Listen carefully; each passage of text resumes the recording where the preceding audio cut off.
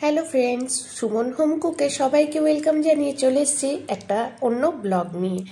এখানে আজকে পাবদা মাছ বানাবো। বাজার থেকে খুব ফ্রেশ পাবদা মাছ পেয়ে নিয়ে এসেছিলাম।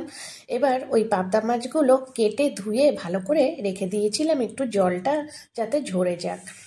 এবার এখানে নিয়ে এসেছি ধনেপাতা, একদম শীতকালের ধনেপাতা, ফ্রেশ ধনেপাতা। এই ধনেপাতা যে কোনো রান্নায় দাও, সেই রান্নার কিন্তু স্বাদ আরও দুগুণ বাড়িয়ে দেয়। ধনেপাতার ফ্লেভার কিন্তু নানা রকম রান্নায় দিলে ভালোই লাগে। তো ধনেপাতাগুলো গুছিয়ে একটু রেখে দিলাম জলের মধ্যে। এবার ধনেপাতা কিছু আমি জলে ভিজিয়ে রাখবো, যেগুলো আমি রান্নায় ব্যবহার করব। এমনি জলে ভিজিয়ে রাখলে ধনেপাতার মধ্যে নানা রকম বালি মাটি লেগে থাকে, ওগুলো কিন্তু একদম সুন্দরভাবে পরিষ্কার হয়ে যাবে। এবার আমি এখানে 1.5 চামচের মতন সর্ষে নিয়ে নিলাম, আর ওর মধ্যে 1 চামচ নিয়ে নিলাম পোস্ত। এবার ওর মধ্যে 4টে কাঁচা লঙ্কা দিয়ে এমনি ড্রাই করেই ঘুরিয়ে নেব। সর্ষে আর পোস্ত যে কোনো রান্নায় যে দেব, তার কিন্তু কোয়ান্টিটিটা এরকম একটু দেখে নিতে হবে।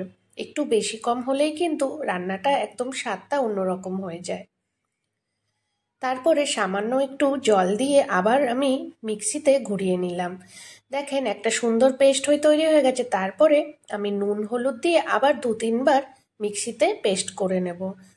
খুব সুন্দর দেখেন পেস্টটা তৈরি হয়েছে।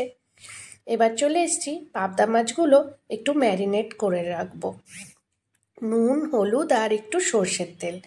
সর্ষের তেলটা দেওয়ার কারণ, পাবদা মাছ যখন তেলে ভাজি আমরা অনেক তেল ছেটায়, তাই একটু সর্ষের তেল দিলে তেলটা কিন্তু খুব কম ছেটাবে, না ছেটানোর মতনই। এবার 4টে কাঁচা লঙ্কা এমনি চিড়ে নিলাম, যেটা আমি ঝোলের মধ্যে ফোড়নে দেব। আর দেব এর মধ্যে কিছু টমেটো। এখানে একটা টমেটোই আমি একটু বড় বড় পিস করে কেটে নেব। অনেকেই আছো সর্ষে পোস্ত রান্নায় একটু রসুন বা পেঁয়াজ দিতে ভালোবাসো, দিলে কিন্তু মন্দ লাগে না। তবে আমরা এরকম বিনা পেঁয়াজ রসুনেই করি, খেতে কিন্তু অপূর্ব স্বাদ লাগে। আর আমরা বাঙালিরা তো অনেক মাছের রান্নায় পেঁয়াজ রসুন ব্যবহার করিই না, তবে ওই মাছের রান্না কিন্তু খুব স্বাদ হয়। এবার কড়াইটা ভালো করে গরম করে ওর মধ্যে 4 চামচের মতন সর্ষের তেল নিয়ে নিয়েছিলাম। ভালো করে গরম হয়ে গেলে মিডিয়াম ফ্লেমে আমি মাছগুলো ভেজে নেব। এই মাছটা যত মিডিয়াম ফ্লেমেই ভাজবে তত সুন্দর ভাজাও হবে, তার সাথে একদম কড়াইতে লেগে যাবে না।